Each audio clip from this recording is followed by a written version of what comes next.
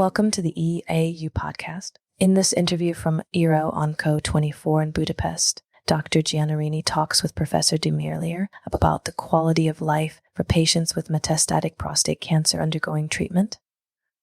We are here in Budapest. We are attending the ERO Onco 24 meeting. It is a very, very lively meeting, and we have the pleasure to have here today with us Professor Geert De Meerleer, one of the top experts in the field of radiation oncology, based in Leuven, Belgium. Thank you, Geert, for being here. And so radiation therapy now is part of the multimodality treatment for many, many patients with prostate cancer. So there are many, many questions, and I will start with the first one.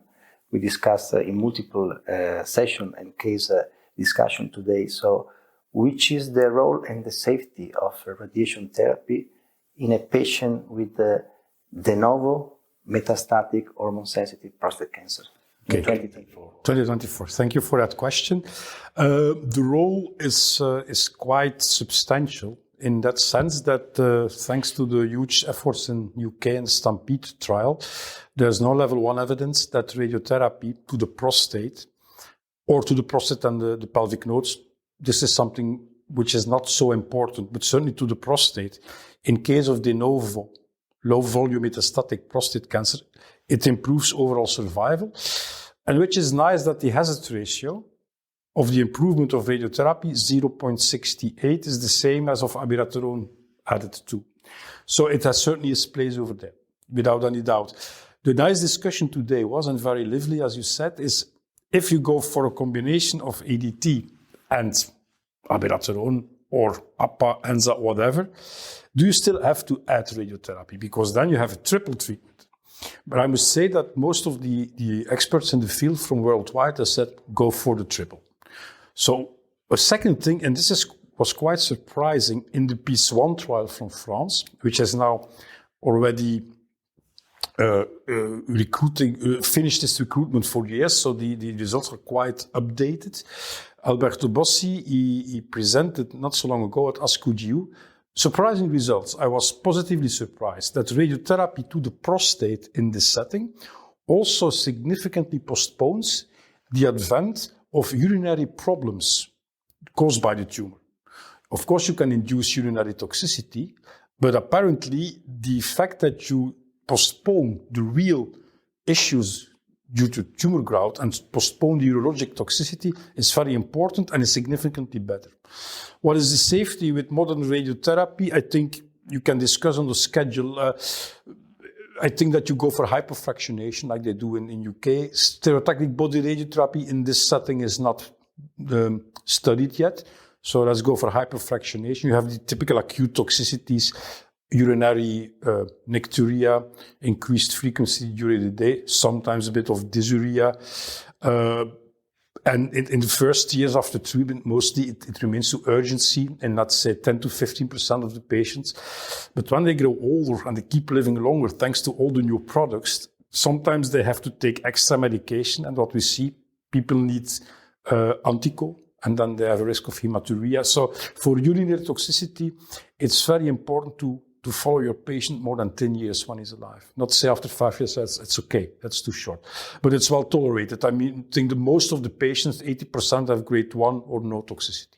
From rectal point of view, what you see sometimes is also urgency. And with fecal incontinence, which is for me, from a social point of view, the most devastating one. But then you can give the patients, when they go to a social event, for instance, a marriage, you give them loperamide preventively. But severe toxicities like blood loss and obstruction, you don't see anymore. So it's safe and it's level 1 evidence.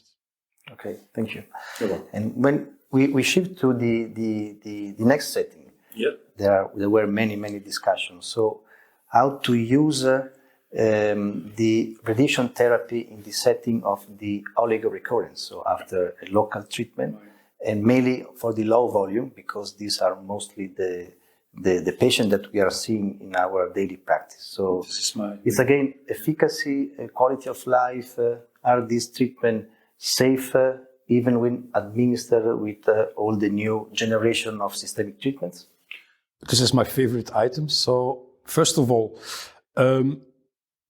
SBRT stands for stereotactic body radiotherapy, so it's extracranial metastatic disease. I have to focus, so brain mets are never into this discussion. It's important for the people who are listening to us.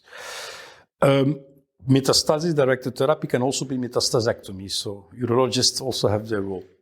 You're right, we do it for what we call oligorecurrent prostate cancer, which is defined, let's say 10 years ago, as having 3 metastatic spots on choline PET-CT, because this was the best we have. Now with PSMA PET-CT, we go to 5 lesions. And then you go for stereotactic body radiotherapy, which means that you deliver a very high dose at a very low number of fractions, for instance 3 times 10 gray, which is very high dose. It's more than 70 gray on the prostate. Yeah. It's safe, but you need PSMA PET as imaging tool. You need very modern radiotherapy planning systems. And you need, without any doubt, what we call image-guided radiotherapy, meaning that when the patient is on the treatment table, you do a CT or even MRI when you are even more advanced, but only a few centers have this already.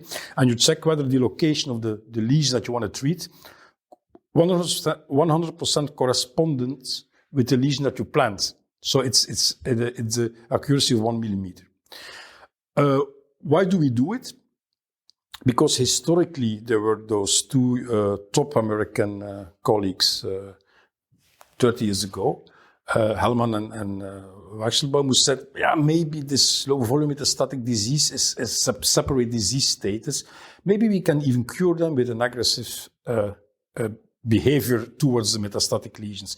So a lot of retrospective analyses have shown that you can postpone the need for palliative ADT with 5 to 7 years. I think it's substantial. Or palliative ADT and ARTA, because that the polymetastatic free survival at 9 years is 90%. So this is huge.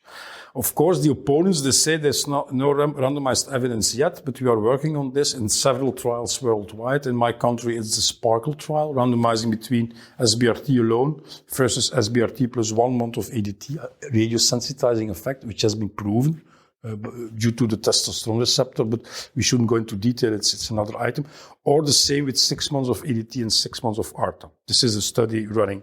Meanwhile, if you are not able to put a patient in a study, I think that going for SBRT or metastatic directed treatment in oligorecurrent disease, you should at least consider for your patient, because by postponing the systemic treatment, you postpone the toxicity, and you are a top urologist, you know it better than me, but apart from the sexual issues, you see a lot of emotional lability, lack of physical activity, voila. And I think that this is underestimated. Patients, it's maybe not a hard endpoint is ADT-free survival, but patients are happy with it. That's point 1. Point 2, theoretically, by using SBRT, you do not cause damage to the DNA of the prostate cancer cell immediately, but you cause damage to the vasculature around. And prostate cancer cells have far less, repair mechanisms to that. So you might also kill the very bad cells, leading to a hypothesis that afterwards, when you need systemic therapy, it will work better. That's an hypothesis. 3, apart from the quality of life, because the patient does not need systemic treatment, it's nearly atoxic. I think that 90 to 95% of patients do not have any chronic toxicity. Apart from, of course, a lesion that is very close to intestinal loop, you might have some diarrhea, but generally speaking, most of the patients do not have any toxicity. So I always think it's very difficult to defend 2024 and the upcoming years to run randomized trials in oligorecurrent metastatic disease without having metastasis-directed treatment as a standard. That's my opinion. Thank you. Thank you very much for this overview. And of course, we are seeing more and more frequently in our practices the administration of the SBRT, and we know for sure that it's very, very safe. And of course, there's the benefit of delaying other lines of therapy and the associated toxicity. Thank you very much, Geert. Thank you for those at home who are listening, and stay tuned for the next episode. Thank you for listening to this episode of EAU Podcast. To keep up to date with prostate cancer developments, visit our educational platform, EuroOnco Prostate Cancer. For more EAU podcasts, please go to your podcast app and subscribe to our EAU podcast channel for regular updates.